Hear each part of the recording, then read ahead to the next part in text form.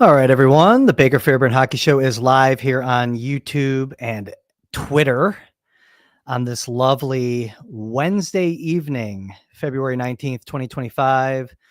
Good evening, everyone. Thanks for hopping in.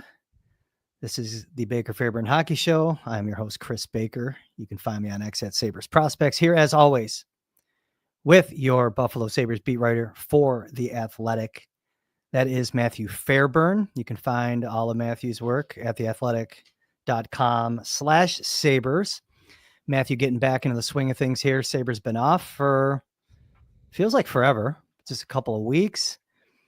Maybe a quick show tonight, maybe not. We'll see. I've been in this office, Matthew, since about 7:30 this morning, and I just want to retreat downstairs to the family room, get a fire going, and recline. But we are going to talk Buffalo Sabres coming off of this midseason break tonight, get back in the swing of things. I'm feeling a little rusty as always. I say that all the time. Been a little over 2 weeks, Matthew, since you and I have been together. As folks trickle in and before we get to the meat and potatoes of tonight's podcast, like this video on your way in. If you're watching on YouTube, subscribe to the Sabres Prospects YouTube channel. Hit that notification bell so you know when Matthew and I go live. You get a cute little notification on your phone or on your computer if you're living in an office like I've been lately. You can find the Baker Fairburn Hockey Show on Apple, Spotify, wherever you get your podcasts. You could please leave a 5-star review. Matthew, while the Sabres haven't been playing, we got to see the Four Nations. And these players have proven me wrong. We talked a little bit about the Four Nations in the lead up to the break, and I was like, I'm scarred. I got all this scar tissue from the senseless all-star breaks that we've seen, which culminated, I think, with Nikita Kucherov, the famous, not even going through the motions, barely moving, barely demonstrating any motion in some of those skills competitions. But man, the hockey's been good. We can start there, or you can just tell me, what have you been doing for the past couple of weeks? Tell the people what you've been doing for the past couple of weeks, because I've had an eventful past couple of weeks. I think you should probably tell the people what you've been doing for the last couple of weeks. Helps explain a little bit of our layoff. Not too much here. Got out of town for a few days, but otherwise, Sabres have been back at practice since Tuesday, so I've been back in the swing of things a little bit, but otherwise just enjoying some free nights to relax and get to bed at a reasonable hour and get back recharged for 28 Sabres games we have left here. But absolutely enjoyed the Four Nations tournament, which, to your point, I hadn't exactly carved out in my scheduled break, to watch those games. But I put the first one on, the Canada-Sweden game, as kind of a barometer, right? I figured no matter what, I'd be watching USA-Canada, but kind of wanted to get a gauge based on that Canada-Sweden game, how much players really cared about this tournament. And I think within 5 minutes, I was like, all right, this is going to be a good tournament. Like, these guys really care about this game. And, there was physicality, intensity, quite a bit of desperation, right? Blocking shots, it felt like playoff hockey. And yeah, I don't know if it was the All-Star games, like you mentioned, or such a long layoff in between international competition.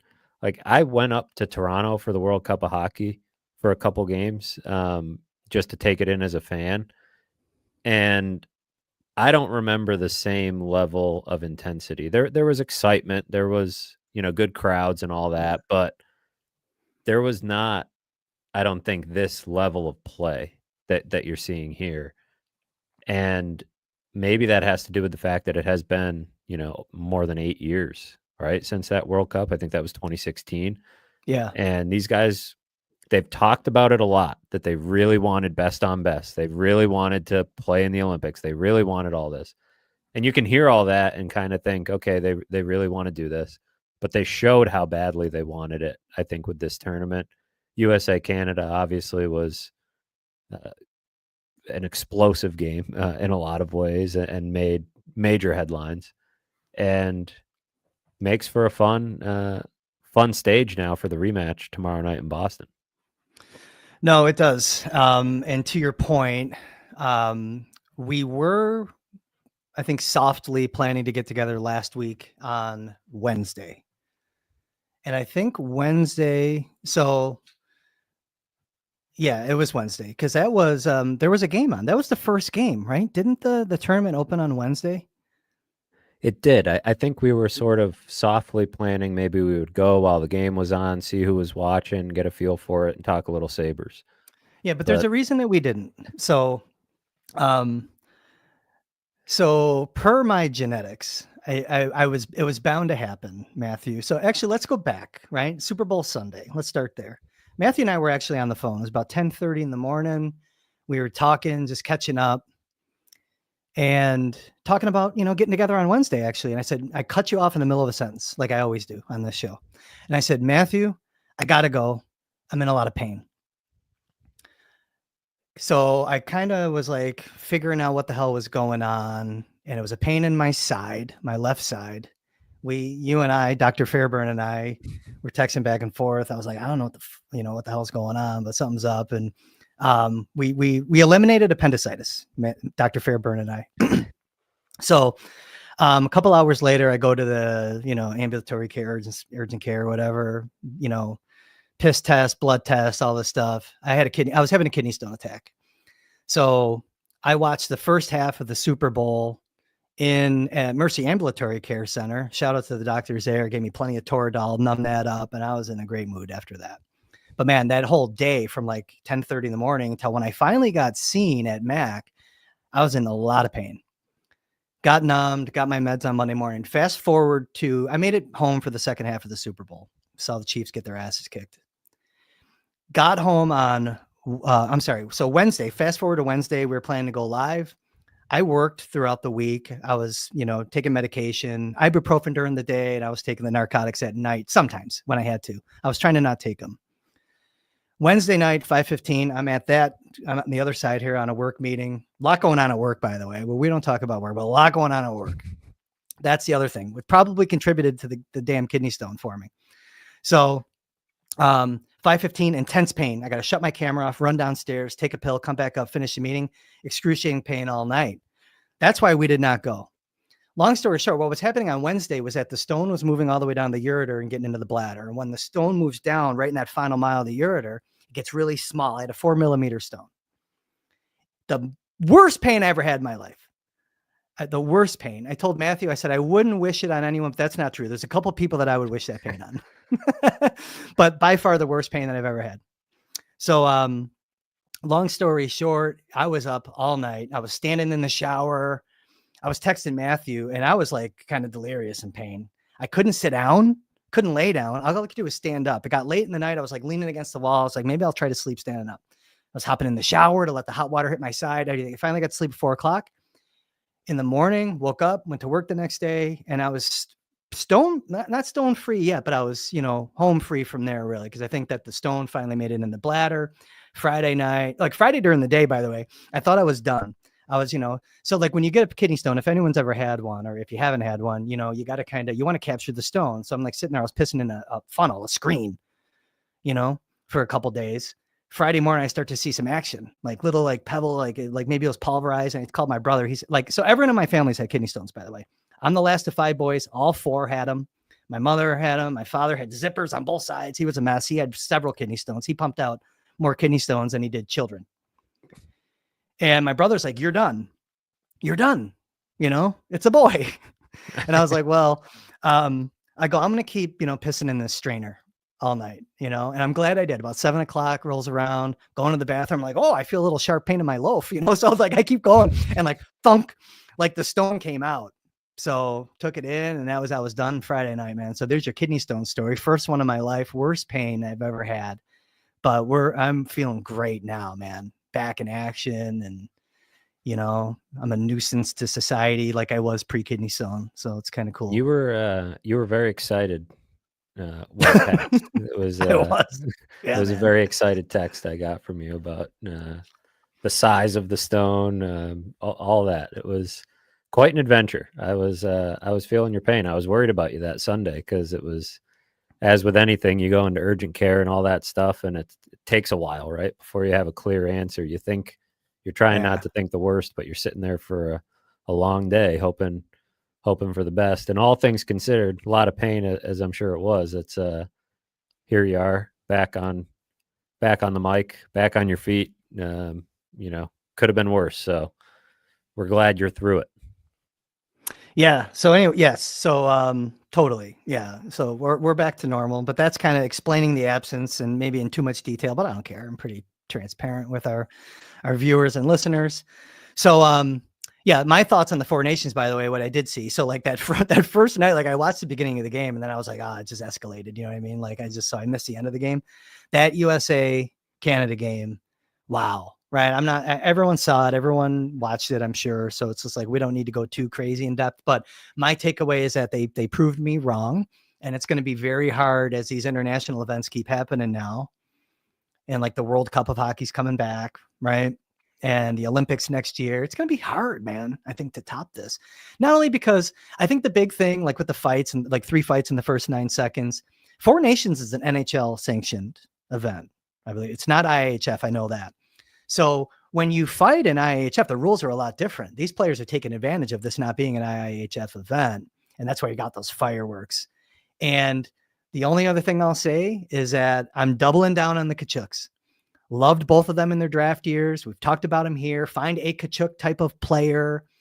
The over-analysis of them when they were 17 and 18 years old, skating and all this stuff, it was a bunch of BS. These guys are hockey players. Rob Wise is in the chat. He's a happy, proud Canadian. But man, Rob, and some of the others that may have, fellow countrymen of Rob, I'm so glad that the Kachuks are American hockey players. And it's going to be a great game tomorrow. All bets are off, right? Teams, I think there's like flu bugs going around. I don't know if both teams are affected. We'll get into some of the Sabres news that's kind of maybe tied to the health of the American team. Losing McAvoy is huge. But man, and, great hockey. Too bad. Like at some point, wouldn't it be great if you have Buffalo Sabres players that are a part of it more than, at least on like the big squads. We can talk a little bit about Darlene. We'll get into that. We saw Henry Jokiharju and UPL was there, and there's takeaways for all of them, right? Maybe we get into that, but those are my takeaways. Kachuks are bosses, and USA is going to need those guys to step up again tomorrow. Carry maybe, a similar load, get the team fired up. It's a very emotional game, but you start then thinking about the Sabres, and it's like, you texted me during that USA Canada game, and you're like, how are we supposed to go back and watch the Sabres games after this? Yeah. And that's exactly right. And I think the chat feels the same. So, thoughts on my takeaway? It's going to be a strange feeling going from watching that to watching the remaining 28 games of what is, essentially a lost season, 14th lost season here for the Sabres. But yeah, it was. So you mentioned a lot of uncertainty, I guess, in terms of the health on some of these guys. Tage Thompson, did go to Boston to be sort of an emergency backup for the American team.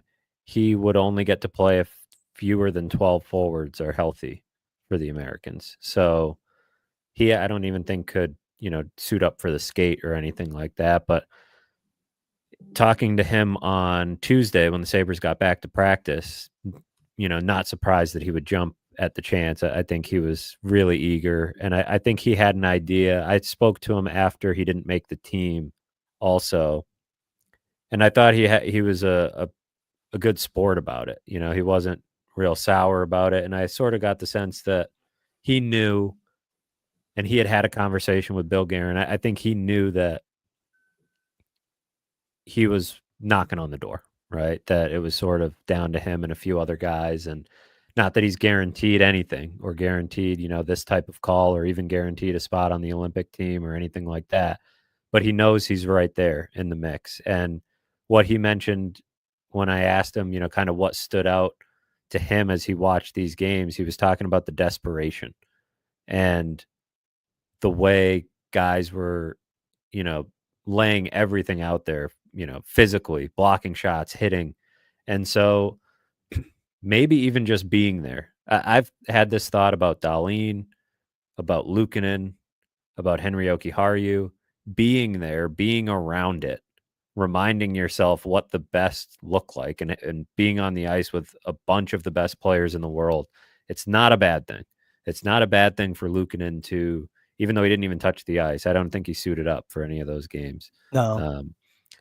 As the number 3 goalie for Finland, like you're there and you're around these guys. Maybe you're getting some of those old feelings you had from, his very successful career with Team Finland in junior. And I think that's all good stuff. So the fact that Tage Thompson gets to be there, I think is pretty cool for him. And I'm not in the camp that, he was some massive snub either, because it's like, look at the team that's out there they put together a team, right? You're Yes. you're not looking at the stat sheet and picking the guys who have, scored the most goals or have the most highlights. You're putting together a team. And so could Tage Thompson fit in on this team? Absolutely. But, can I argue with the way they put the roster together at this point? The way they played against Canada last week, I think it's kind of tough. If the Sabres had made the playoffs one of these past 2 years or both, that definitely would have improved Tage Thompson's chances of being on this team. Yes or no? I made it a question for you. What's the question? I was looking If at the Sabres had made the playoffs, cut the shit. I'm just kidding. If the Sabres made the playoffs in one of these last 2 years and Tage Thompson thus had that playoff experience, that likely improves his chances maybe of being on the team. Yes or no? Conversely, playing for the Sabres did not help his chances at all because he hasn't been in pressure games. That's absolutely a fact. It was a factor in the decision. I believe Michael Russo reported that at the time, and he's been all over, the Team USA selection process, and he's been on the ground covering this. If they had made the playoffs, that's an opportunity for him to show what he looks like in those types of games. A variety of factors probably hurt him, but that I think is number one. Last year he had a bit of a down year and, had some injuries, but he's never gotten to show himself in these types of games. But, he's still got the call here instead of, say, Alex Tuch, right? So Alex Tuch has that playoff experience, has shown it, and is that type of two-way, 200-foot player, kills penalties. But I think Tage Thompson is absolutely knocking on the door, and still feel like there's this, the fact that he's moving to wing now for the Sabres might help him too, as they, see what kind of versatility he has, and maybe his game, gets better over there. Maybe he feels a bit, there's an energy expenditure on the wing compared to center. It's a little bit less. I think that's what Lindy Ruff has referenced as far as why Tage Thompson's offense is coming back. Maybe that helps him. He can be a good defensive winger, a more physical player. I know that it's in him. I would be super curious. I mean, it's probably not going to happen, but to see him in this setting, in these games, because I know I think he gets a fair amount of heat from the fan base here about, kind of being a one-dimensional player and, things like that. But I know, I don't doubt that guy's competitiveness. I don't really doubt, like, physically that he's willing to do that type of stuff. And you can see it when you watch these games. Some of the players that, Charlie McAvoy is a great player, right? We know he's one of the best defensemen in the NHL. But you see some of the hits he's laying in these games, and it's like, I've seen Charlie McAvoy play live plenty of times. He's not always bringing that, right? So when you get into this setting, look at Dylan Larkin, look at some of these guys that are just fitting into different roles. It brings out a different side of you, I think, and the intensity level, the atmosphere, all of that. It would be fascinating to see Tage Thompson playing that. It was, I've been thinking about it a lot watching these games. It would be amazing to see meaningful hockey in Buffalo.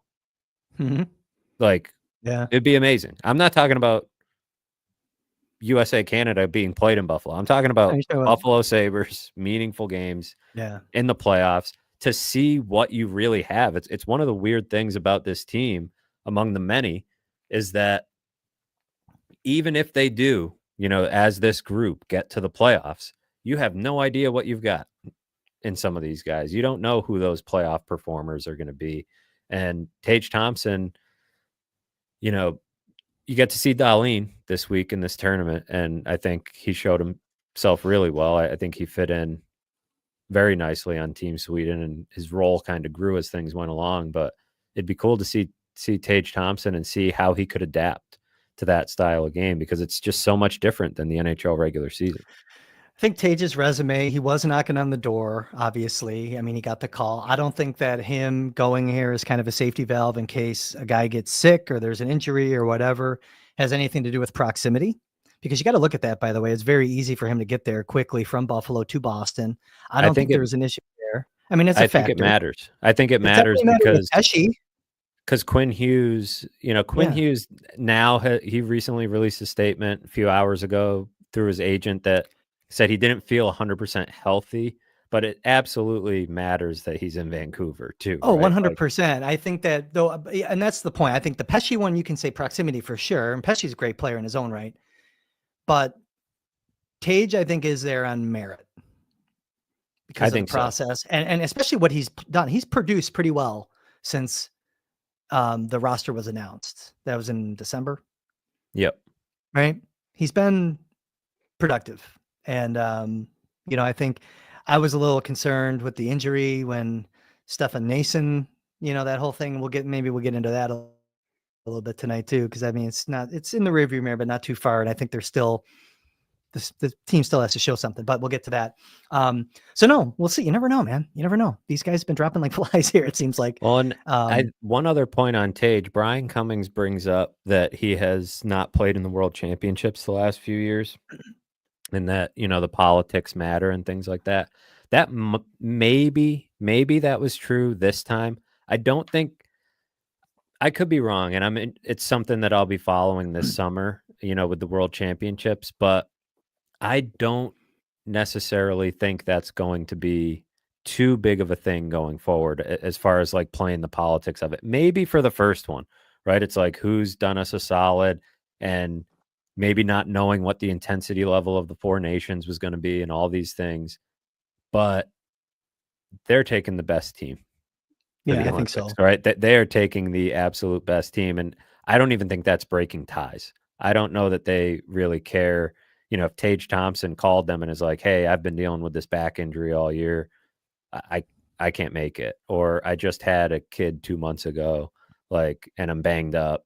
It doesn't make a lot of sense for me. I don't think they're saying, well, we don't want Tage Thompson on the Olympic team. I think Tage Thompson makes the Olympic team if he deserves to make the Olympic team, and he's going to help them ice the best roster. And it's a good sign for him that he got this call, because I think the rosters will be a little bigger for the Olympics. Yeah. And so, they'll be able to bring a few extra guys. I think it's, pretty strong possibility if he, continues to play the way he has. But if anything, I feel like this Four Nations tournament just ramped everything up for who makes, I think more guys are going to be looking around like, damn, I really want to be a part of that. I really want to make that team. And maybe these guys, even that are borderline on the injury front heading into the Olympics, are pushing themselves through it to get there, right? Because after what we saw last week, I think any hockey player worth their salt would want to be a part of that. So I guess let's talk about the two guys that we have seen take action at the Four Nations thus far. And I think we should probably just start with the big one, Dahlin. Kind of I want to get your impressions on Dahlin's play in the tournament. I've watched what I could. Again, there's some reasons that I didn't get to see every shift that he's taken in the tournament, but kind of a different role for him. And, what do you think his takeaways are, just from the experience, and just what have you seen from him? I mean, I think that I like the physicality that I saw. There's a little bit more different look. I think it has a different look. Same Dahlin when he has the puck, but kind of a different look, I think. Maybe a different confidence level because he's around such supreme players. Players play better when everyone's in the right spot, whenever, you know what I mean? And I think we're seeing a little bit of that from Dahlin. I don't know if you feel the same way. Yeah, when you feel like you don't have to do everything, right? Yeah. I think that's, he's playing within very sound structure, surrounded by a lot of really talented players, not getting, the heavy workload of power play or penalty kill, but like you said, physically engaged, blocking a lot of shots. I think it was, especially considering, he was injured earlier in the year, really good sign just to see him playing that way. And like we were just talking about with the lack of playoff experience on this roster, that's really vital experience, I think, for Rasmus Dahlin to have a taste of that, especially as your captain, as the I was gonna guy say as that a leader, I yeah. think is going to be steering you through this. He probably learned, I'm trying to think. I mean, he probably learned as much about being a leader in 10 days or a week, whatever it was, than he has from anybody in Buffalo. Would you agree with that? Like Yeah, I being think in that so. setting, being Yeah. around how many captains, I don't know for sure, but how many NHL captains are on that Sweden team? Maybe a few. I mean, It's a couple, yeah. guys who wear letters. Yeah, you're looking at Hedman. Yeah, not many to your point. I'm not gonna go through them because I'll, But it'd make for a horrible podcast if I try to figure it out on the fly, but but yeah. I just think being around that level of player and that level of competition and being a part of something like that helps him more than just about any experience he's gone through in Buffalo so far, which is wild. I mean, he hasn't had the best examples to look to. He hasn't had playoff hockey to understand the stakes and understand what it takes to lead a team at that level. I mean, he just played that game they played against Canada was one of the best, right there with that USA Canada game. I mean, it was one of the most intense and fast paced, best hockey games Yeah. you can play in. They And dug deep in that game. Yeah. it's huge, I think, for him. It's more, that's why Sabres are in a different spot than a lot of teams. I understand if you're, Quinn Hughes or even if you're a Kachuk, right? And one of those guys gets hurt at this tournament, the Panthers are, or the Senators in a playoff race are really bummed. Sabres aren't in a playoff race. It's like whatever injury risk is outweighed by the legitimate experience that Dahlin in particular gained. Luukkonen didn't play, still like the fact that he was there. Yoki Haru, kind of a whole different conversation, right? Because he scores a Well, goal and he's actually yeah. playing some minutes, and it's like this might have some teams saying, "Hey, we'll throw a draft pick at you for him." Yeah, he scored Yoki Haru scored Finland's first goal of the tournament, right? Yeah, And so yeah, no, I think Yoki. Yeah, we should talk about Yoki Haru. Just I want to back up real quick. When you were talking about Dahlin, kind of to play off your point, Luukkonen, to add a little more color, I think, to what you're saying about it being better for the experience, kind of like you're talking about leadership development with Dahlin and everything else. Luukkonen spending time with like Barkov, who's the guy in Finnish hockey right now, but the captain of the reigning Stanley Cup champion. And there's a lot for him to gain too, I think. Not from goaltenders can lead, but it's just, I think, more of kind of he probably talked about that, right? Like, cause you guys caught him, like he had to comment about the experience. And I'm assuming just being there with like a Rantanen, Barkov, those guys, he's going to take something from in terms of preparation, just everything, cause he's still a young professional. Let's not forget, Luukkonen's not long in the tooth here. So I think that was the one thing that stood out for me. Yoki Haru, got to play. I don't know if you want to call it like a showcase, but it kind of is a for a little guy bit, like that. right? A little bit, right? Like, you think he helped himself if he wants to move on from Buffalo? I think he did. I think he did. I mean, the goal was one thing. It was kind of a weird goal, right? Yeah, But it's a goal, a yeah. big goal, and playing in that, that atmosphere and in these games, I think it's been a strange season for Henry Jokiharju, right? Lindy Ruff has really wanted to see him be more physical, and I think I've just been kind of confused all season about Henry Jokiharju. He hasn't been perfect, but the numbers paint him as okay, and at times he was on the first pair with Dahlin, and then you have, a lot of times where he's a healthy scratch. And my thought, It's hard to rationalize that whole thing, right? it's hard to rationalize in the sense of if you wanted him to be more physical, why did you bring him back at $3+ million, right? Like just over 3 million.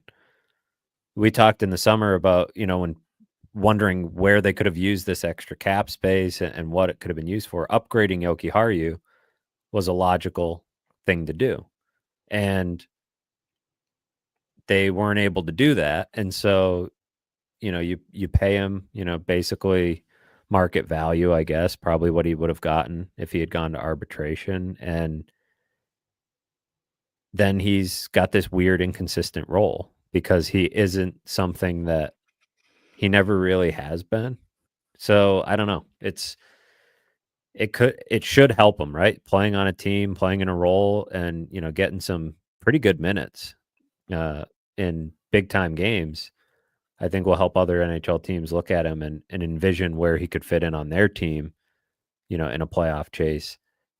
I don't think Lindy Ruff's wrong about the lack of physicality. I just think it's an odd complaint when you didn't need to bring him back.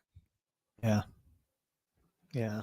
I mean, because he's a right shot. I think that put a little bit more of a spotlight on him coming back, maybe long term.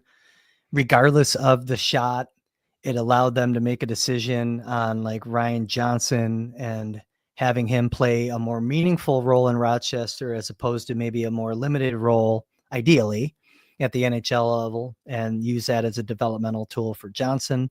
Don't get me started on Ryan Johnson. I started my day today responding to Joe DiBiase's tweet because he's just basically implying that Johnson not good. That's how I took it anyways. He's like, he's got 0 goals in his career in 120 games. It's like, you have no idea.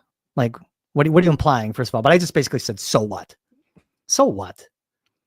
You know what I mean? I'm not going to spin off on a tangent about Ryan Johnson as badly as I want to. But I know you're Not lighting up drafted because you're to- like, go. Not drafted to be a goal scorer, that Ryan Johnson. No, not at all. And like he's playing the hardest minutes. He's playing the most meaningful minutes. Hard matchups for the Amerks, who are one of the top 2 or 3 teams in the entire American Hockey League. And it's like that, like heaven forbid you have a defenseman that can defend. That's his core competency. Rasmus Ristolainen had 4 straight 40-point seasons here, was an offensive guy, and he got run out of town by the same guys that are bitching about Ryan Johnson right now. Because he hasn't scored a goal. So what? So what? I digress. But I think Yoki Haru, I think it kind of played into that. You're assessing your whole defensive core. And you know what I mean? I think they did it right, but yeah, the usage is weird with Yoki Haru, but I agree. I think that he's helped himself. It's going to be, I'm going to be really interested to see where he lands, because I'm pretty sure he's going to go with the deadline for depth to a contending team. I feel most confident out of the 3 big UFAs that he'll be dealt. Probably most confident of any guy on the roster. I mean, and it just goes back to how they're using him and him being so close to unrestricted free agency at this point. And, I don't think he was thrilled necessarily with how he was used last year either. And I just think there's been a lack of clarity on the expectations and the role for him too often. I would understand if he were like, I'm ready to hit free agency. Like I would 100% get that from Yogi Haru's standpoint. Not sitting here pretending he's a top pair guy either, by the way, or that he doesn't have flaws. But I think more than likely what happened in the summer is that they weren't able to upgrade. I'm sure that maybe they tried, but it doesn't strike me that this guy was their first choice based on how they've used him this year. So given the season that Yoki Haru had and kind of what he did at the Four Nations or didn't do, I don't know. Do you think if we agree that he's kind of helped himself or helped Kevin Adams make a deal, or maybe cast a broader net of suitors that might call on him, do you think did he go from a 5th to a 3rd, a 5th to a 4th, a maybe 6th to a 4th, like somewhere around 4th there? Was kind of the sweet spot I was thinking about. I mean, Eric Johnson went for a 4th last year. Yeah. I'd rather have Yoki Haru, but I can see why an NHL team might want Johnson instead. Johnson a year ago, right? Yeah. Playoff experience, veteran, kind of brings a different element than Yogi Haru. I like Yogi Haru, and I think a 4th is a pretty fair, I almost wonder if it's a 5th, kind of what the point is of moving him. but I guess you got to get some sort of asset that could be used as something else in the future. But I would think at least a fourth would be the start, Mm-hmm. especially after that. And it was more than just the goal. I thought, he played, his game at a much higher level of competition. Some of the, Mm-hmm. it's not like he looked out of place. And I know he's had some tough moments in Buffalo the last couple of years, but you look at his numbers and he's been pretty solid. He's not flashy, but his on ice numbers are pretty good as far as expected goal share and um, goals against. Like he's not getting scored on a ton out there. So that's a guy that I would think as a righty, 4th round pick is probably a fair ask. I'd ask for a third, just Sure, because he's a yeah, righty, and it's going to be a late third probably. that's I true. would ask. You know what I mean? I would ask, but we'll see. So we talked a little bit about, you kind of mentioned it earlier, right? This is kind of setting the table for Olympic rosters being built next year. We already talked about Tage. I think he's firmly going to be in the hunt for the Olympics. Darlene, UPL, Jokiharju, if he's still here, right? I think those guys are incumbents, even though Jokiharju wasn't on the initial roster. He was passed over, but it kind of begs the question, like, who else do the Sabres have right now, either on the present roster in the system, that is on the radar for an Olympic role with their respective countries next year, besides the guys that we just covered that are at the Four Nations? Like, I think there's some obvious ones, but then there's some maybe interesting ones, right? Some things need Next to happen for year, some guys. yeah, next year is a tight time frame, right? I don't know Yeah. when will that roster be set? Probably around the same time. Maybe December-ish. I would think. Yeah. And now these 4 teams at least have a pretty good feeling about what's interesting about Jokiharju. This was just NHL players in this tournament, right? So is there going to be somebody who has, really impressed Team Finland staff over there or playing in another league? It's possible. But Dahlin, Jokiharju, UPL, Tage, those are kind of the big ones that are on the radar. I would say JJ Peterka for Team Germany seems, like a very safe bet. Yuri Kulik for Czechia, I think he'll be in the mix, right? And I Yeah. think by this time next year, you'd think that's a guy that you want on that team if you're Team Czechia. Now, again, another interesting situation where a lot of their roster is coming from non-NHL players, right? That's why they weren't in this tournament. They didn't think there was enough, NHL players to form a roster. So Yeah. that's where I think, Cummings mentioned the politics with Team USA. I think it might come into play more with some of these other countries. You know who I would throw into the mix on Czechia? Lukáš Rusek, Yeah. potentially.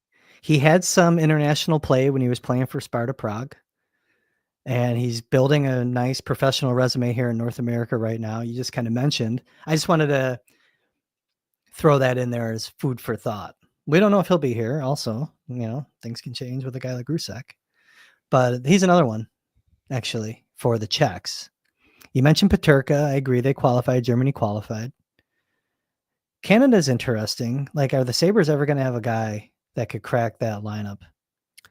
I think I texted you I think it was Wednesday maybe, because we were talking, there's just not a lot of, Sabres in this tournament. I think the Panthers had like 8 guys in the tournament or something like that. Yeah.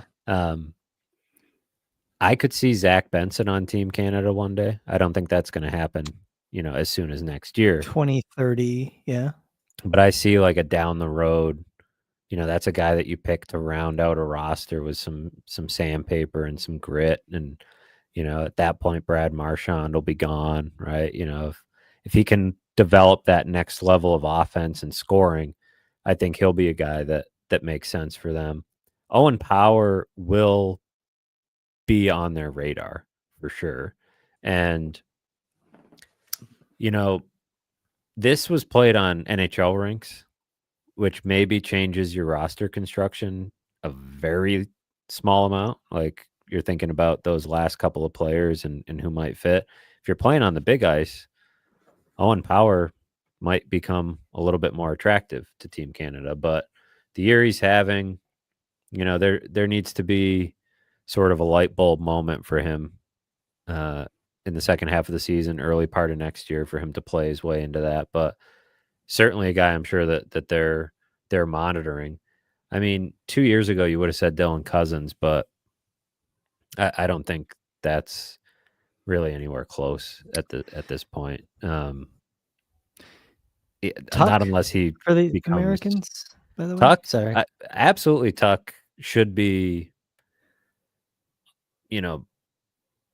He's not knocking on the door the same way Thompson is, but it's weird because it feels like Tuck's window is next Olympics or nothing, probably, right? Unless there's, injuries for the World Cup of Hockey or whatever. But as he gets, I don't know, because 4 years after that, he'll be like 33 or 34. And I just don't know if he'll, at that point, we've seen him have a lot of injuries. Is he going to be still playing at a level that is Team USA worthy? But that's a guy that you look at the style of hockey that's being played, I do think he fits in. Bo Byram's probably the other one that, if you're talking about Team Canada, I was just going to bring him up. Yeah. I think, is that next year? Probably not. Maybe not. I don't know, though. They got pretty thin pretty quick on defense. For Canada, when they're calling up like Thomas Harley. Nothing against Thomas Harley, but no, but that Byram's got a resume. Puts you squarely in I think Byram's in that same type of mix. So those are the names that come to mind as I'm trying to look around. And you know what? This is another name I thought of. I was going to say, I got one for you. I wouldn't even say it's completely out of the question as early as next year, but it's a long shot. But Devin Levi, Canada, that was okay. Yeah. Canada has goalie problem, right? I think it's pretty clear. And he is one of the big hopes that they have in net. Like the long-term outlook for Canada's goalie situation isn't a lot better than the short-term. So I don't think he'll be there for the Olympics. I think it would be, he's not going to get enough NHL time for them to feel comfortable with that. But after that, I think there's no telling how quickly he could. I mean, you look at Dustin Wolf in Calgary right now. If Devin Levi can burst onto the scene like that whenever he gets to the NHL, all of a sudden he's right in the mix. Just because of the weakness of Canada's goalie situation. Slovakia qualified. They had to go through qualification, kind of like Denmark, and there's another team, Latvia maybe. Like the final round qualifying. Maxim Sturbach is a guy who could potentially, I don't know, 2026 seems sketchy, but definitely down the road for sure. I mean, 4 World Juniors, you know what I mean? Big, physical. If he keeps developing the way that I think a lot of us have him pegged to, he's a future Olympian. If Slovakia stays in the mix to stay in the tournament, which they should. They put together a pretty good developmental program over there. So, yeah, it's kind of interesting. I don't know. I'm sure there's others. I mean, then you'd get into like if Russia gets back in, Hellenius, Hellenius, Osland, Wahlberg. If we're talking like 2030. I look next year though. Like I do think that Sturbach could have a chance. Yeah, I don't know enough about Slovakia's roster and what they'd be looking at to know, but given the way he's played at World Juniors, if they were going to go with a younger guy on defense, that's their guy, given the minutes that he played and the way he performs in those tournaments. He's getting closer and closer. He'll be an exciting one if/when the Sabres can get him in the system. I'd have to look it up. Maybe someone in the chat remembers. How old was Sekera when he played? And I think he played in the Olympics, and I think he was pretty young. But either way, it's kind of that same path. Oh, wow. 45 minutes in. Thanks, everyone, for hopping in. Hit that like button if you haven't already. A couple things that we want to get to still before we depart tonight. Anything in the chat, by the way, before the chat gets too deep? I know I caught you looking at it earlier and you weren't listening to my question. What were you looking at? Is there anything in there that you want to see? Before you do, I threw this up earlier. I wanted to give a shout out to Tom Telfer. He's probably back watching the Amerks right now, but he chimed in from the War Memorial, where the Amerks and the Cleveland Monsters were no score at the first intermission. What do you got? There's quite a few. I can't pick one out right now, but as we transition away from Olympics talk, this is actually a decent segue because a name we didn't bring up as a future Olympian, who we probably would have 2 or 3 years ago, and his name is in the chat a lot tonight, is Matthias Samuelsson, which could lead us down the road of a few different conversations. But the conversations around Matthias Samuelsson in the chat have nothing to do with the Olympics and more to do with what is the future, with Matthias Samuelsson. What do you do with this guy? Is it, I think somebody in here was asking about possibly buying him out, right, of that contract and cutting your losses. Where are you at with Matthias Samuelsson? And you can take that any direction you want, because like you said, we have not done a show since the Stefan Nason hit on Tage Thompson, which Matthias Samuelsson had seemingly a decent look at. Says he didn't see it, but he was right there. He was one of the four other guys on the ice, along with Jason Zucker, Owen Power, and Yuri Kulik. But also just another injury, broke a bone in his foot blocking a shot. Yeah. He's supposed to be back on Saturday, but up and down year, more injury stuff that he's dealt with. And, when he signed that contract to where he is now, this is certainly not what they were hoping for. Yeah, it's, Samuelsson's just been disappointing on pretty, a lot of fronts, just because the injuries have early in his career, I think, stunted any momentum that he was getting. This was a guy that we thought about playing with Dahlin very early in his career, playing with, one of your bigger guns that you invested a high draft pick in. They invested a high draft pick in Samuelsson himself. The injuries were the concern. We kind of talked about it. Like, that was the bold prediction. Like, this is the year he's going to stay healthy, because he never played more than, I forget how many games it was in the season. Can't shake it. It's always something from the injury standpoint.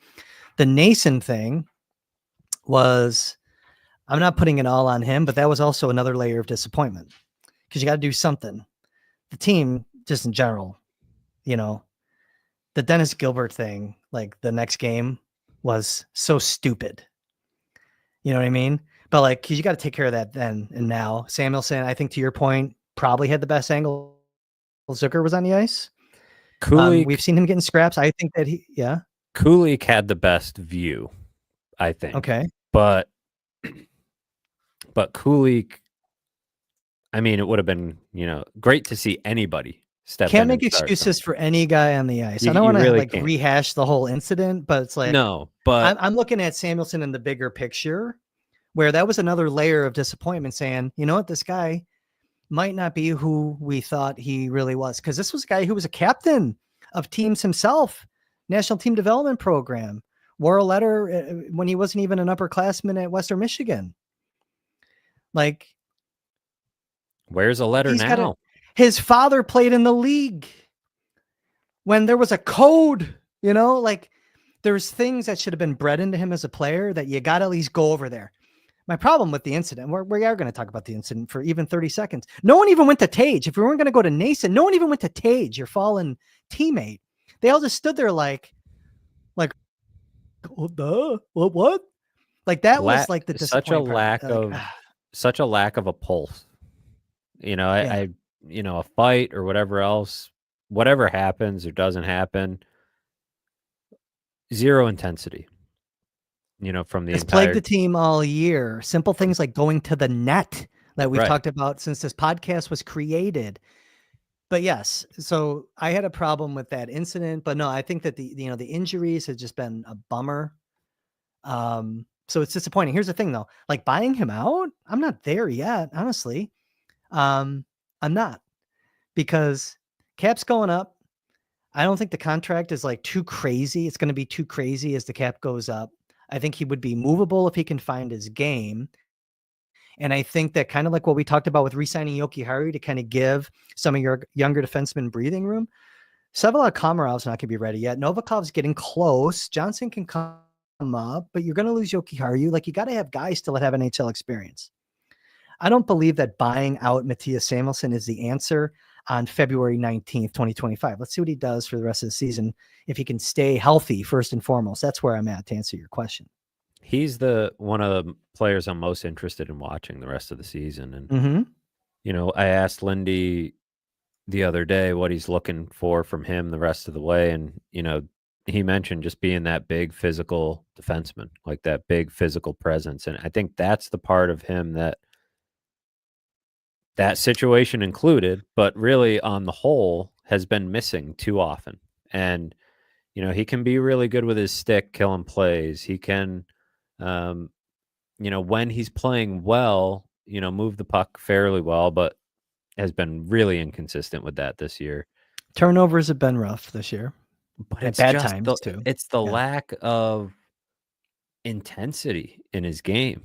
Like that, you're on the ice in that situation. And, when that hit happens and you have a letter and you're the size of that guy, and that is your game, right? You're not Owen Power, right? You're not, and it's not to make an excuse for anybody on the ice, but like, you're supposed to be a physical guy. Like, I don't know. And so intensity is just the word for me, like no intensity in that moment. Confusion over what happened, not seeing the hit, this and that, whatever.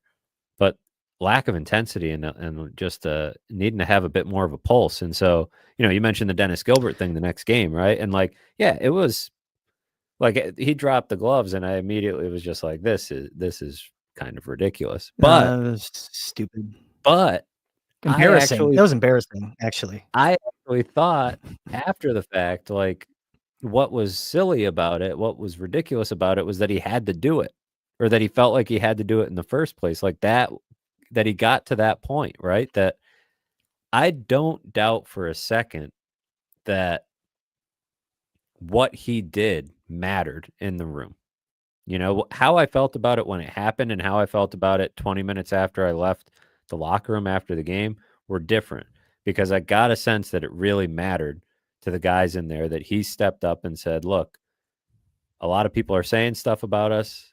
I'm going to right here say that tonight, that's not going to be who we're going to be.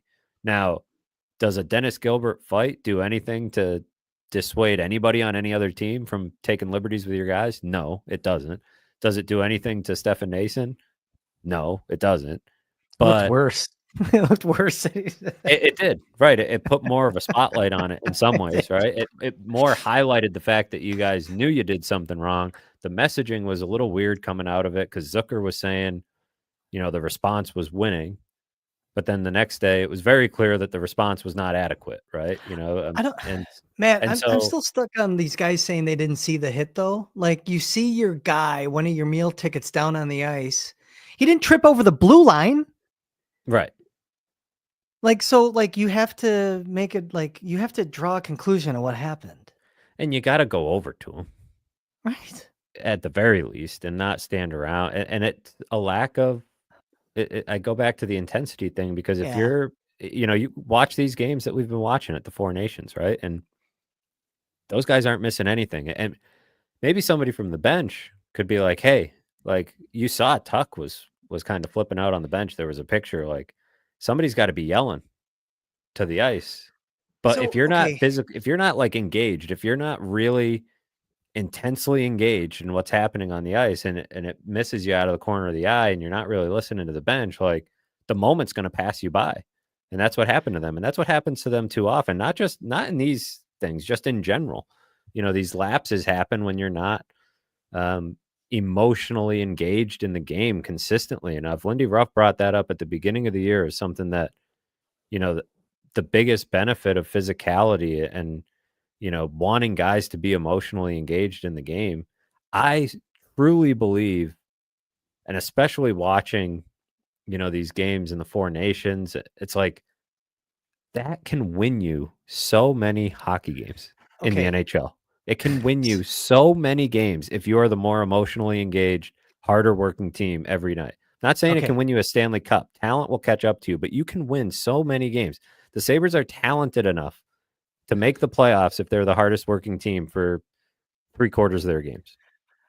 There are youth hockey players that watched that game on Friday night that went out on Saturday for their games and they were so hyped up and fired up to play after watching that USA Canada game, right? The Sabres shouldn't need that, Right. right? That's what you're saying. Who on the Sabres roster, regardless of skill level, has that intensity that qualifies for everything that you just said? That's the problem. That's why we say I'm willing to take and like get guys into the system, start with the draft, and you got to do it in free agency too. Guys that just compete, that play. Who do they have right now that has, like, who could you see having the intensity level to be out there in a Four Nations environment? I think Thompson has some of it. He's got the skill more than that though, right? Than the, like that. Okay. Who else? Benson, I think, is a guy who's built for that type of tournament. Who else? Darlene, I mean, but he's there, right? Darlene, right? So, Darlene. Byram, Byram is engaged. Byram, I would say. I mean, Peyton Krebs doesn't have the skill. Power is more on. Yeah. Okay. Peyton Krebs Zucker. doesn't have the skill to be there at the moment, but he's got the want to. He's the one that feels like he's bringing energy, and bringing like that intensity that you talk about, like most consistently. But I mean, Like that's a challenge for Owen Power. If you're Canada and you're the GM building the team, that's a factor for an Owen Power. It's intensity way more than physicality for me with Owen Power. Like, yeah, urgency on the ice. Like, I don't care. I don't really care if Owen Power hits people. I don't. I want him to be intense in how he defends and how he guards the front of the net. Cancel him out, swallow him up, Yeah, use your how he length. can't, I how agree. he Doesn't have to ends blow guys plays. up. Yeah, It's a lack of intensity that kind of, you know, a lot of these guys. I think it becomes pretty apparent on, and I'm not expecting it. Like I said, for 82 games, right? You're going to have off nights. You're going to have back to backs. Your batteries are going to be drained. You're going to be playing through injuries. Like, nobody's perfect. I see a lot of these teams come through Buffalo, and Buffalo is often, I think, that road trip city for a lot of these teams where they sort of subconsciously let the foot off the gas a little bit, right? So you see it from every team at times. Nobody's going to be perfect, but that whole situation really underscored it for me. And I didn't need a line brawl or anything like that, but it was a bad image to see them all kind of standing there. And I do give Dennis Gilbert credit for, especially Matthew Olivier is no joke. Like, he might be the best fighter in the NHL right now. So, and yeah. he made Gilbert eat a few. So it was, it clearly had a bit of an effect in terms of, I think we can simultaneously give Gilbert credit and say that the whole thing was silly, right? Because it's like, it was like silly that it had to come to that point, but also got to give Gilbert credit for being willing to, say that, hey, go. Yeah. People are saying this about my team, and I'm going to say that at least tonight's not going to be like that. But like what I said then is, it's going to take more than one guy, and it's going to take more than one fight to change the perception that you created as a team with what happened with that Stefan Nason hit. So a very small step, but credit to Gilbert for doing it, because if not Gilbert, who? That's a problem.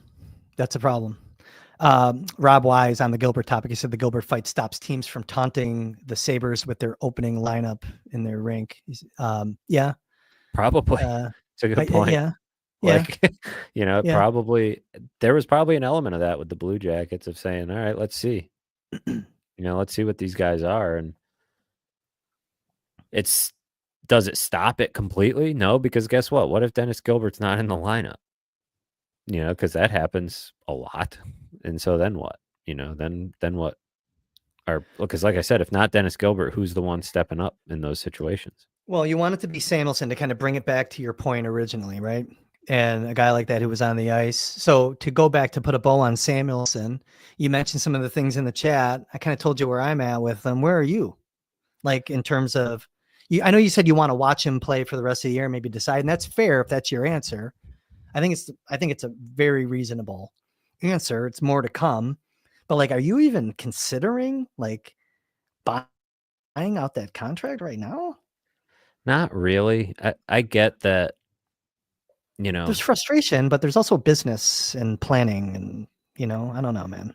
I mean, it doesn't cost them a ton to do it. So I think that's why people look at it and they say it costs like 700 grand on the cap for however many years. And it's like, that's nothing with the cap going up. But this is kind of similar to a Dylan Cousins conversation to me. Two different situations as far as the players, but it's like, what do you gain? Now, Cousins might be different because you might actually gain something in a return. But what do you gain by buying out Samuelson? Yeah. You just create, like, he has been a major disappointment the last couple of years, but he's not living up to that number. But isn't he at his best, at the very least, a third pair guy for you? Like, I would think he can be that. Like, I think you'd rather see it through and get him playing some decent hockey and see what you could get in a trade before you would think about just buying him out right now after a couple of injury-plagued seasons. Like, that just seems like poor. Now, you might say you got to be able to admit your mistakes and cut losses as soon as you can. I don't think that applies here just because I think there's more that we need to see from him and see how he comes out of this. Now, I would take the letter away. I would do that.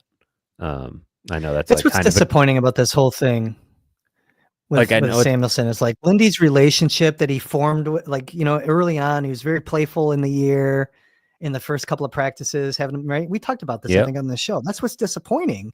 And then he's healthy Lindy scratched like a month later, right? Yeah. And I get that it's like sort of a dramatic thing, right? To take a letter away, because once you've given it and you take it away, it becomes a thing. But whether it's, you let him play out the year and don't give it to him next year, I think it was a mistake to hand out 4 A's to begin with, personally. I think you should have given them to Tuck and Thompson and guys that were ready to handle it. Give it to Dahlin, the captaincy. I'm good with that. I don't think Dahlin has done anything to move me off the idea that he's the long-term captain of this team. I think that was fine. I'm good with that. You can make a case for other guys on the roster. I'm not going to disagree with anybody who would want to make a case. I think the two paths that would have made the most sense would have been don't hand out any A's and make guys earn them, which I think Lindy has done in the past. Or give them to Tage and Tuck and just kind of go from there. Like guys that could handle it. If you had let guys earn it, if you had let it play out, Zucker's probably wearing one, at, a couple months into the season. Or maybe it ends up being Tage and Tuck anyways. But the idea that you needed to hand out 4 to reward 2 young guys who were coming off bad years, who are now having bad years again, and Dylan Cousins and Matthias Samuelson, there's a certain pressure that comes along with the A, right? Like, leave these guys. I mean, now we're going down a rabbit hole, but like, this is this is the fundamental flaw. It's kind of a microcosm of the fundamental flaw with how this has been built, right? Guys being handed things before they're ready, before they've truly earned them.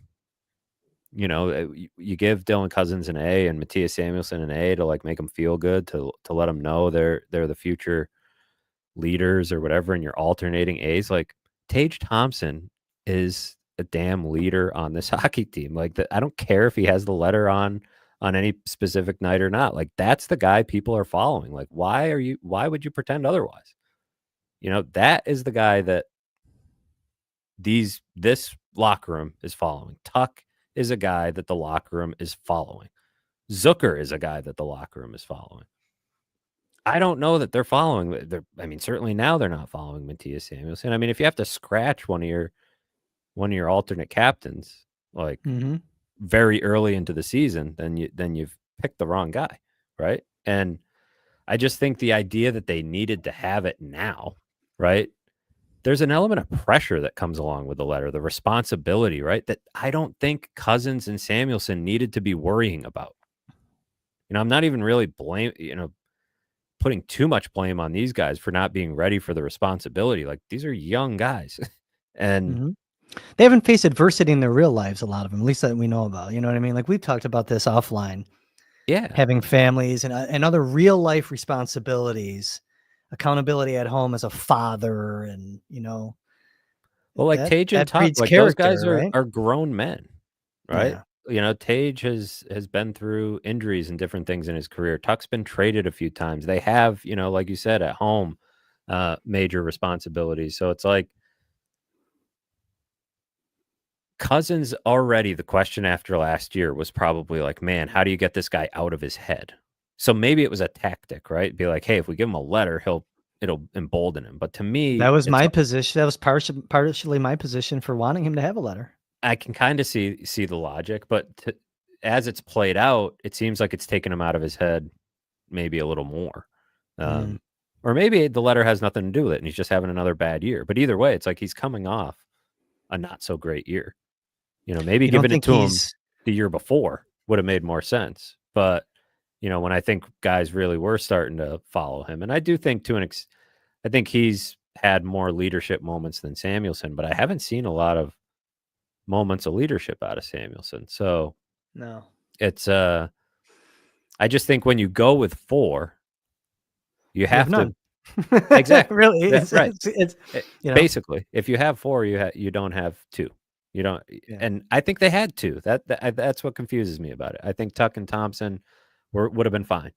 I think if anything, you could have done it, in years past when it was, Gergensons and that might have been the time to try out a younger guy, but I don't know. Again, that was kind of a tangent rabbit hole, but it feels like it's kind of the conversation about a lot of these guys in a lot of different situations handed too much too soon, right? Yes, it's problematic, and it's been that way for a while. I mean, even going back to Eichel, different situation kind of, but I mean the same kind of outcome, and putting too much on a young guy. But I don't want to go there because that's another rabbit hole that we don't need to go down right now. Amherst's leading 3-0, by the way. I just checked in on that. Noah Ostlund stays hot. It's got a goal. Ryan Johnson has not scored. So people that say tough night. They're geniuses. They're geniuses. He doesn't have an assist. So anyways, we're over an hour in. Point yeah, I was going to say, let's go to the chat a little bit before. Yeah. Go ahead. Stephen Cantor asked, does Byram have pull in the locker room? That's another letter candidate for sure. He's absolutely a leader, a guy that people follow. He's just got this. He's got the type of personality that he's been here less than a year. Right, we're coming up on a year since he's been traded. You could fool me and tell me he's been here since the beginning with a lot of these guys. He's just kind of that type of personality that guys like, and I think he has some of that on ice intensity that we talk about, that a lot of guys can learn from, and it's probably because he's played in the big moments and he's been a part of it, he's tasted it, and he wants to get back there. So good call out, a name that I had not mentioned, that if you had let this play out with no A's, that might have been a guy that would have snagged one. Anything else in the chat that you see? I kind of wanted to clear some of the chat. I'll get to the chat earlier if possible. We have a couple other things that we could get to, maybe shorter discussions. Because I do think, since we were talking about Cousins, we should probably do a check-in on where we think Kevin Adams is at with Cousins right now in terms of fielding some of the trade offers. Because there's been some reports from your peers at The Athletic, mainly I want to say Pierre LeBrun, talking about... Yeah, I forget the number of teams LeBrun said had checked in with Cousins. This was on TSN Insiders, I believe. Basically like half the league? It sounded like half the league, maybe more. 12 teams. I don't know what it was. I would imagine, look, there's going to be a lot of this the next couple of weeks, whether it's Cousins, whether it's, Tuck, whether it's, certainly Zucker and Greenway, Byram. Byram will be in that. It'll be like they're getting calls, right? They've probably already gotten calls on practically all of these guys. I mean, here's an interesting question I thought of before we hit record, and it'll tie into the Cousins conversation because we've had, versions of the Cousin conversation before. But if you were a GM in the NHL, not in Buffalo, who would you be calling Kevin Adams about? It's hard to answer because so what is my team? You know what I mean? Sure. But I would say be the assets, in yeah, different situations, put them in different buckets. Like, hey, if I need this is who I'm going after. But who looks like, if you're trying to pick pieces off, you see a vulnerable target, a last place team, a 5th-year GM, a core that people are questioning. yeah. You're trying to pick at the carcass. What are you looking at? If I'm making a run this year, I'm calling about Alex Tuch for sure. Because even if he's not going to fit and play a featured role in your lineup, super valuable player, given his versatility, his offense, his ability to finish off the rush. Those are explosive plays that can make or break, quick transition plays in a playoff game, penalty kill. I'm calling Tuch. Longer term, I am calling about if I'm a have or the have nots. If I'm a have in terms of the cap, I am calling about Dylan Cousins.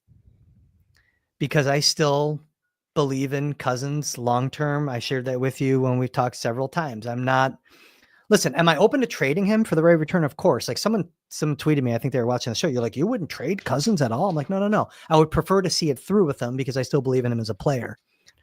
I know it's 2 years in a row. Trust me, I get it. I watch every game. You know what I mean? But short-term, Tuch would be, it almost doesn't matter what situation you're in, right? Like if you're but exclusively I'm taking a run because it's hard to say, hey, I need Dylan Cousins to help me win the Stanley Cup this year.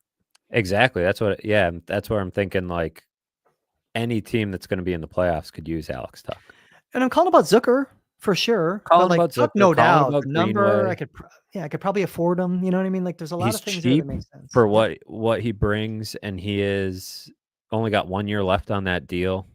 He's played in the playoffs. He's having a great year. He kills penalties. He plays all over the ice. Like he's probably at the top of the list. Byram is probably the other guy, I'm calling about because he's not signed, right? And as long as he remains unsigned, I'm calling because he's played in the playoffs. He's playing great. He's been staying healthy. Like you're not calling realistically on. I don't think teams are even barking up the tree of like, Dahlin or Tage, like no, but on the other end of that, I'm not sure they're calling about Greenway either just yet. And they only have a very small window that he's going to return to see him. Like, I don't think they're calling on him right now. There's guys that you're not even you just know are not going to be moved, but there's not a lot of those on this roster. You're probably, you'd be willing to check in on some of these other RFAs, but if you're a contender, it's Byram, it's Tuch, because those guys have done it. They've proven it. It's Zucker. And it's, Greenway if he looks okay in the next few What do they have, games. 6 games? 6 leading up to the deadline? Is that the number? Do you know? Am I off? I'm just pulling that number out. I believe it's 6. It's 6. Good. All right. My ass is right again. But no, I didn't. I think it's 6. Yeah. I mean, I don't know if that's enough runway, right? Like, or at least to someone to offer an asset that's going to make Kevin move on that, making that deal because I think that you want to sign Zucker and Greenway. And to use your words, don't let him out of the building. Right. I do not subscribe to the theory of, trade him and then get him back in the summer. Like you're not the Panthers, right? Like you're not, that doesn't happen. It certainly is not going to happen in Buffalo if you let a guy out of the building. But Kevin Adams has said like, he wants to add, not subtract, right? He's not going to be a seller. Hockey trades. He wants hockey trades. Not picking apart this roster necessarily. Not to me, that removes Cousins if he's to be believed when he says it, right? No, I don't think so because you can make a hockey trade with Cousins. Yeah, but I don't think there's no urgency to trade Cousins, like zero.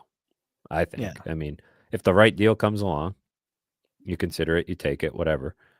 But there's no urgency to do it at the deadline. Well, if you go back to March 6th of last year, there was urgency probably, or at least more urgency to move Casey Middlestad because of the contract status. The contract It status. doesn't exist with Cousins. Yeah. So I think there was a contract status situation with Middlestat, and there was also trying to thread the needle on value, right? And saying he's playing well. How long is he going to play well? There was I mean, I'm saying this based on their actions, not based on, anything I heard, but based on their actions, there was a lack of belief in Casey Middlestat, right? In terms of what his next contract was going to warrant. They didn't, factor him into that long-term plan. That's their actions, not, anything else. So you were threading the needle. You were saying this guy's having a career best year. He's hot, and this team wants to give us Bo Byram. Like, yeah, you could wait until the summer, but Bo Byram might not be available in the summer, and then all of a sudden the packages look different, and you're still you decided that you wanted to trade him, right? You decided you didn't want to sign him, so you move him. Cousins is already signed. Now there could be a similar case to be made that you're trying to thread the needle of value, right? It's like he's hot right now, right? A lot of teams are calling. I don't know that he's lost a tremendous amount of value he's probably lost a decent amount from 2 seasons ago, but obviously hasn't lost all of it. So you're threading that needle of, is this the highest his value will be? Like after another down year, what would happen? Now you're stuck with the contract, but it's still selling low, I think, more than likely. So I'm going to ask a question that's going to sound like I'm defending the current general manager of the Sabres, but I'm not. Going back, so I read your mailbag at The Athletic. It comes up here on the show. You've mentioned the concept in the past about Kevyn Adams. Like, is he the guy that should be the one hitting the button, making these trades, making the moves? Or do you just stand pat? Like, does ownerships, like want to maybe evaluate the GM before they make any big trades? Isn't the Middlestat trade almost a year ago the reason that maybe he can be the guy that makes trades here? Yeah, well, the question was asked It was a good recently, for the and Sabres. that was, I think, his best trade. I think I went back through every trade that he's made for an article last week, and I think that was the best trade that he's made. So I think the case for I'm not sweating him handling the deadline. Like, look, they didn't make the move when they were in the 13-game winless streak. They didn't make the move at midseason. They didn't. A new general manager, well, here's the thing. They didn't make the move, right? So it's irrelevant at this point. You're not bringing in a new general manager even at the Four Nations break and saying, all right, smash this roster up, fix it for us, right? Like, the reason I don't think it's super important is because the deals that need to be made shouldn't be super high stakes. And he, like you said, he's shown that he can make a decent hockey trade. Those are deals that don't pop up all the time, but he made a pretty good one last year. So I think the bigger problem he's had is not making enough, not adding enough, not being proactive enough in a lot of situations. That would be my main concern. But if you let him get through the deadline and then, assess everything in the off season, I think that's fine too, especially at this point. I mean, they haven't done it. So like the deadline's a couple weeks away. You're not doing anything at this point.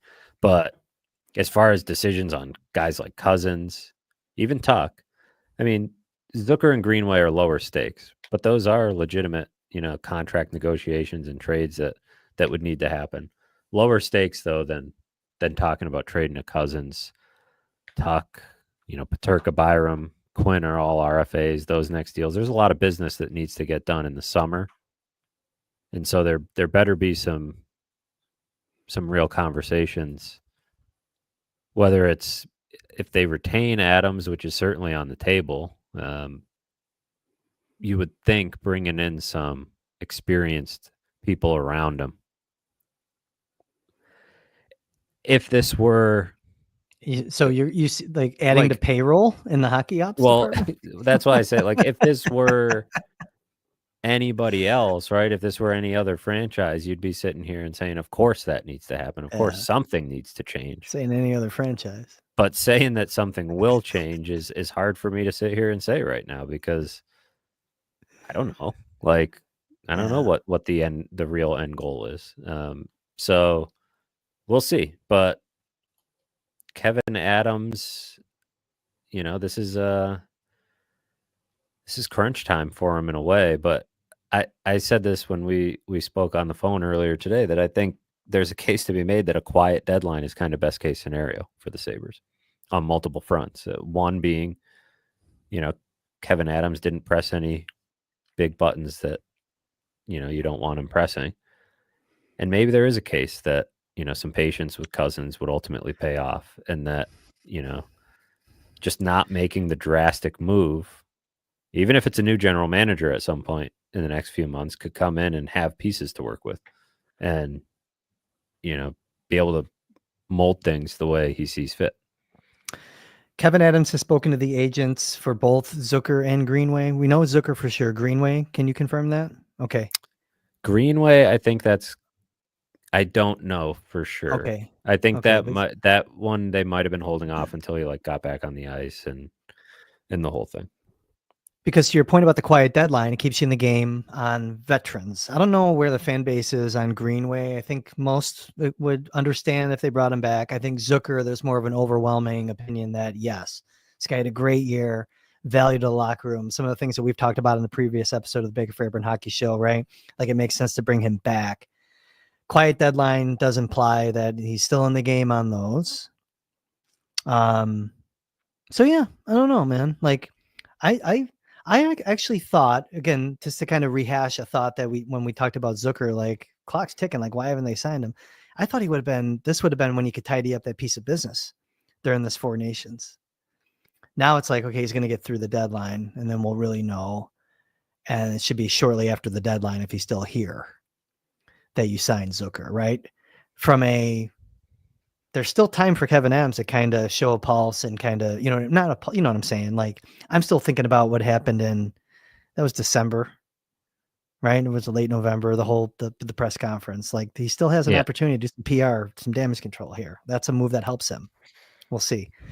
I mean, it's the crazy thing, right? They've done nothing other than waiving Nicolas Aube-Kubel and claiming James Reimer on waivers. They've added nothing from outside the organization, and Reimer doesn't even count because he was on the roster in Prague. So that is probably the most incredible thing about all this, is that this was a win now season in which you very much were not winning now and really did nothing to stop it or try to change things up or anything. And so now we see in the next couple of weeks what changes will be made to the roster. And then I think probably what will be even more interesting is what happens, when the final game gets played and how they decide to move forward as an organization, because the status quo is going to be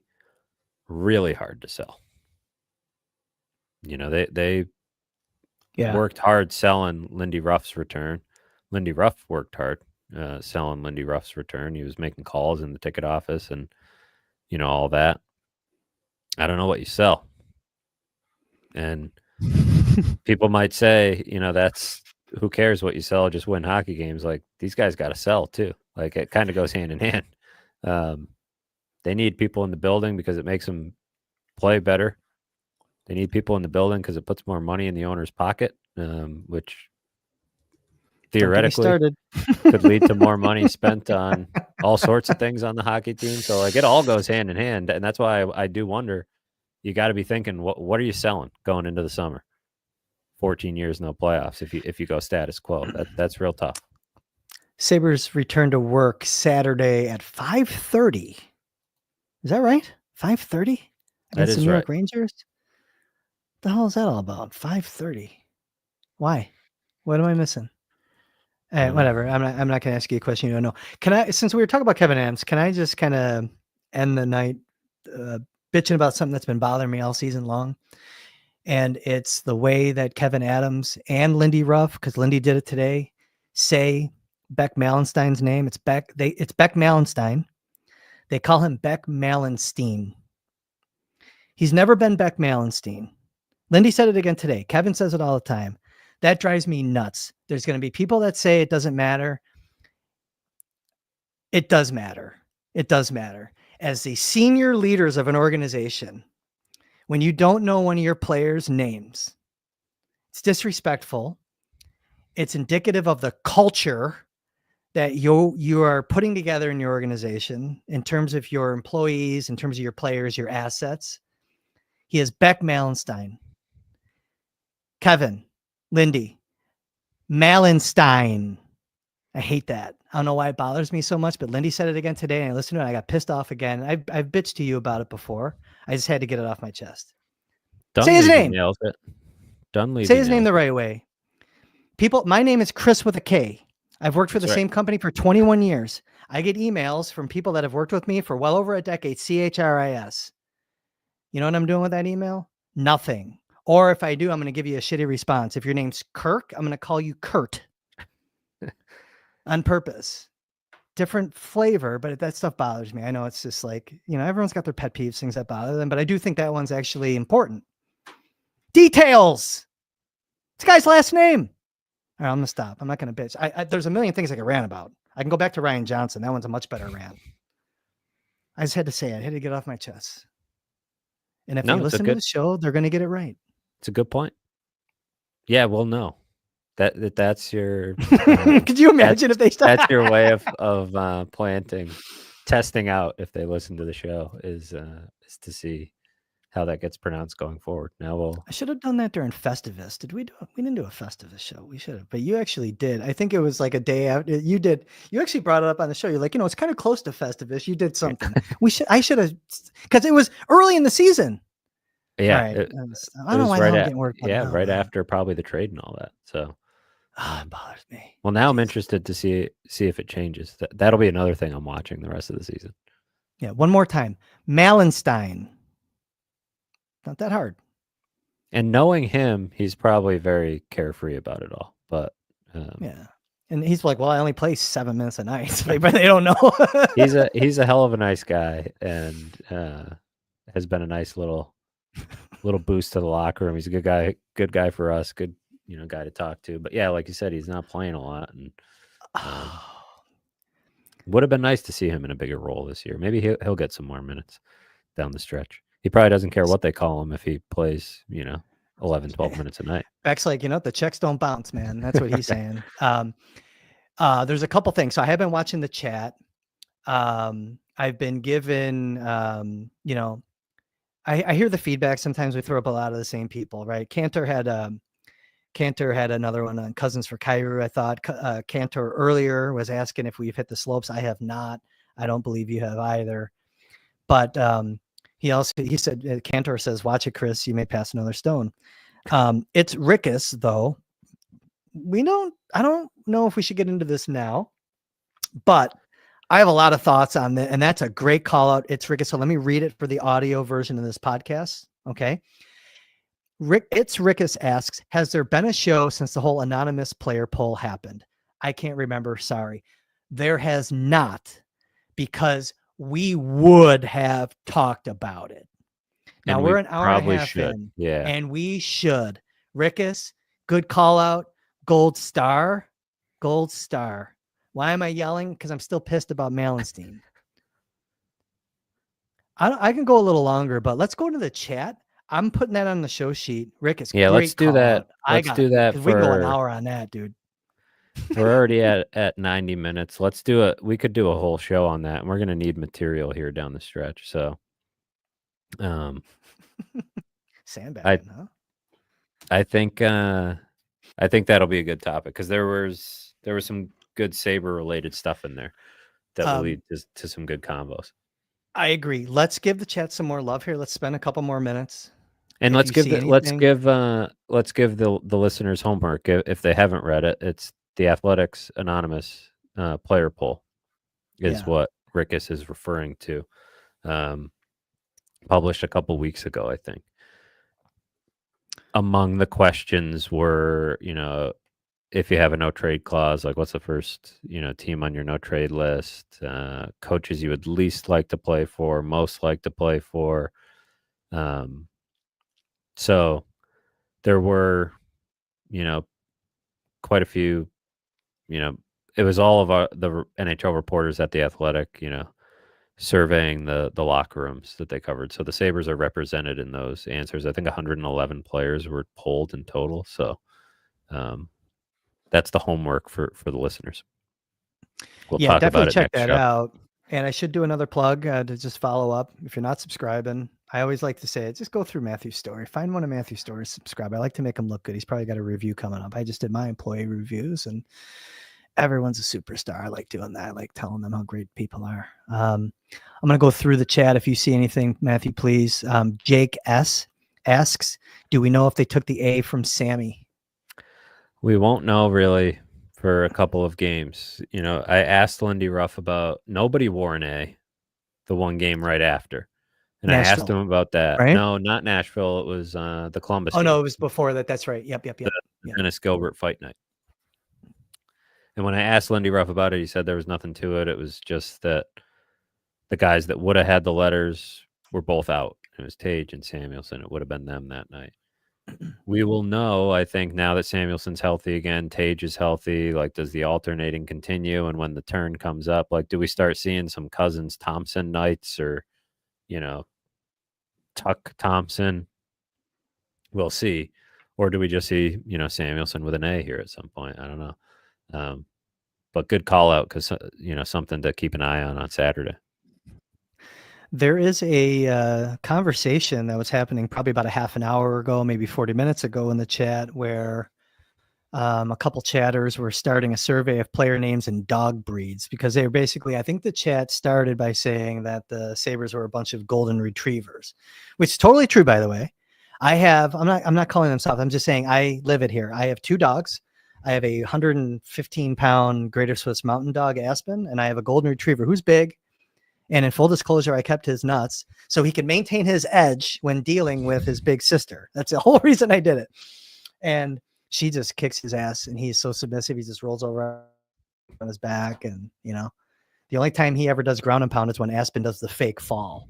Like she does like the fake fall to the ground, and he doesn't know what to do. So I get that. But they were going through Devin Levi's an Australian Shepherd. They're calling Benson a Chihuahua. Some of these are good, kind of interesting. I don't know how deep it went, but that's why, hey, if you're watching on X, Twitter, you should always come over to YouTube and join the chat, and you can throw in your player dog breed names. It's Matthew, seeing anything? There's almost so much in here that I'm having a hard time finding questions. I appreciate people coming in. This was awesome. Awesome to see the turnout in the chat. And good to be back. Glad that you're in good health. And we're gonna have some Sabres hockey to talk about here on Saturday. And a deadline. I took a picture soon. of my stone. I should have put it up and showed. I should have showed my stone off. Multiple angles. It was like a pebble in your shoe, man. It was great. I love it. It was large. It's out for results. We'll find out. There's like 4 different kinds of kidney stones. Basically, we'll find out what kind it was. I'm a betting man. I'm betting that it's a calcium stone, but it could be a uric acid stone. Mostly old people get that. But then I was like, wait a minute, I'm old, man. So it could be. And that'll maybe dictate some of the preventative measures I can take. We'll see. But you've seen me, by the way, okay? I'm always drinking water on this podcast. Always drinking water. So, it's a good start. Can't be a lack of water, man. Yeah, I don't know. It's pretty wild. That pain sucked, though. But, I'm seeing it positive, Matt. Like, I've been through it. I know what the process is now. I know the signs. I know, when to get in my car and drive over instead of waiting 2 hours. You're battle tested now, right? You've got the experience that we talk about here. You didn't know. You don't know what you don't know, and now you know. I literally laughed when that thing just came out plump. Yeah, go ahead. Another chat that I should call out asking if there will be a trade deadline show or a trade recap show. I would anticipate something of that sort. We haven't talked exactly about what it will look like. I will be in Florida with the team at the deadline. So that I'm wondering if maybe like it's a Friday afternoon. So I'm wondering maybe we'll have a Saturday morning show or a later Friday show once I wrap up writing and all that. But I would Say that again. anticipate something The that trade weekend. the trade deadline is March Friday. 7th. I think it's on a Friday. Yeah. They Friday. play Okay. Thursday night in Tampa. Then they go to Fort Lauderdale and they play the Panthers on Saturday, and the deadline's on Friday. Okay. The 7th of March, I believe, or whatever that Friday Thinking is. out loud is that, if the Sabres do something, we will react to it. I think probably a recap is more likely because I think a deadline show would not be optimal for us No, or our yeah, like a audience. lie. It would probably Yeah. logistically be And challenging you have to pull write off also. too. They're going to do Yeah. stuff. You have a job first and If they do foremost. something, I have to move quick on that. Yeah. So that's why I say maybe late Friday, recapping it all, or Saturday morning, something like that. Okay. From the cozy confines of a hotel room somewhere in Plantation, Florida, or something like that. Which will be nice given the weather outside. Rock on. Right now, be nice to pretty good draw with the deadline trip this year. Let's I think we're good. Steven Cantor, he's on fire tonight. He said it could be a tequila stone. Probably. It was shaped like a sombrero. Yeah, I think we're good, man. Will you guys react to Kevin trying? I love funny chats. It's good. We like that. We're gonna react to whatever. But yeah, we're good, man. We're good. So I said that this would probably be a quick one. I think this ended up being the longest one that we've ever done. We're an hour 36 in. We owed it to people. We did. We were out for a little while, so now they got. We tried to make it up to you. Yeah. All right. So you can find Matthew at theathletic.com/Sabres. Subscribe to The Athletic, UFC, MLB, NHL, NBA, FIFA, the alphabet soup of sports. You can get comprehensive coverage of all of it at The Athletic. I'm still not getting paid for that. So again, another freebie. Tell your bosses, Matthew. For the production crew, who almost had to get the string and kind of put it in me to pull the stone out, but they're not qualified. I'm Kris Baker. Stone free. We'll see you next time.